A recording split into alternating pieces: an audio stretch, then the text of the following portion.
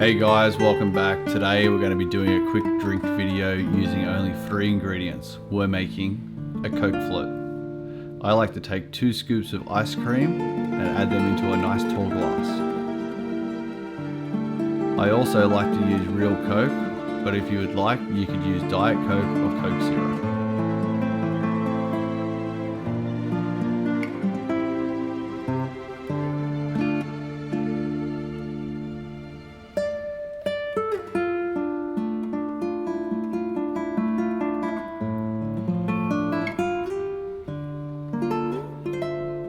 Now I like to top it off with another scoop of ice cream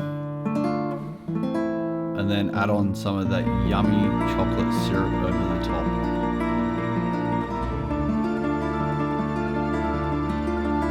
And there you go. It's time to drink up.